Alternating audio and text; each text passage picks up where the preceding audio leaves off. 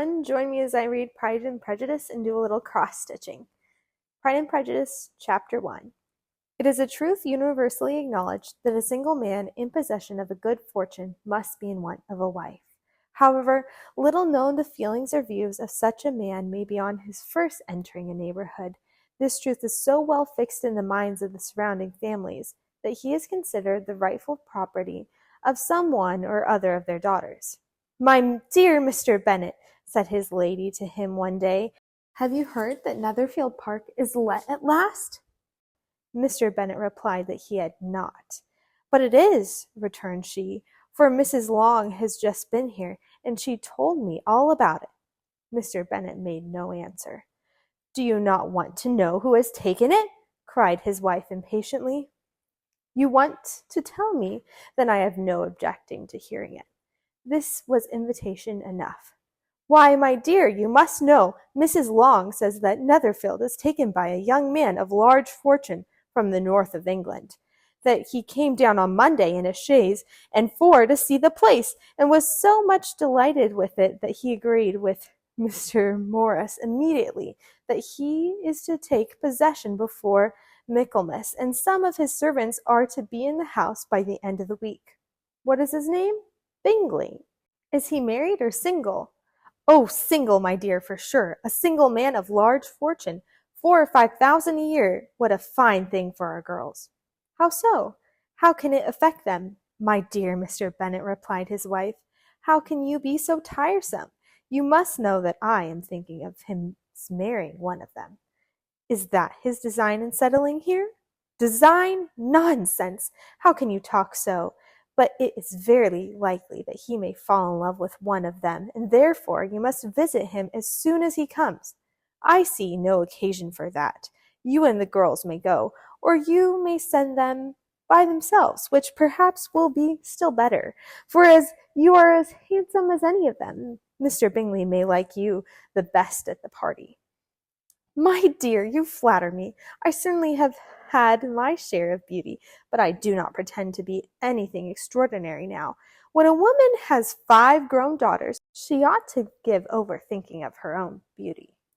In such cases, a woman has not often much beauty to think of. But, my dear, you must indeed go and see Mr. Bingley when he comes into the neighborhood." "It is more than I engage for, I assure you.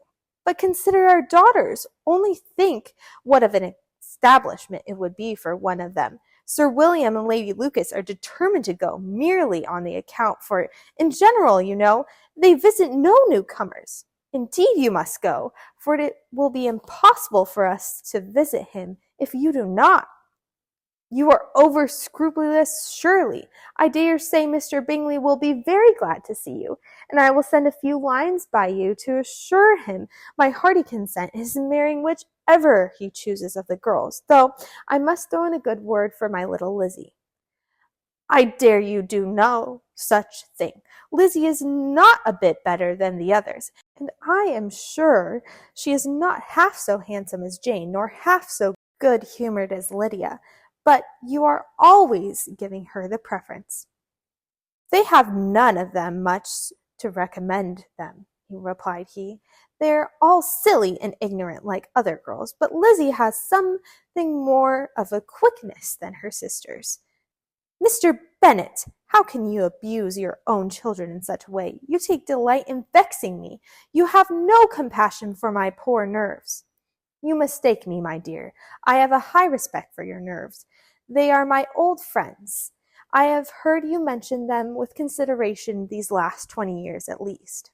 "Ah, you do not know what I suffer. But I hope you will get over it, and live to see many young men of 4,000 a year come into the neighborhood." "It will be no use to us if 20 such should come, since you will not visit them." "Depend upon it, my dear, that when there are 20, I will visit them all." Mr. Bennet was so odd a mixture of quick parts, sarcastic humour, reserve, and caprice, that the experience of 23 years had been insufficient to make his wife understand his character.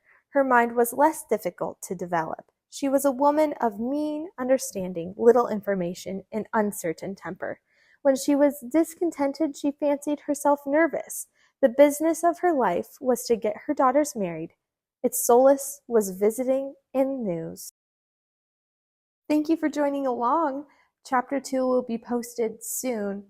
Hope you enjoyed.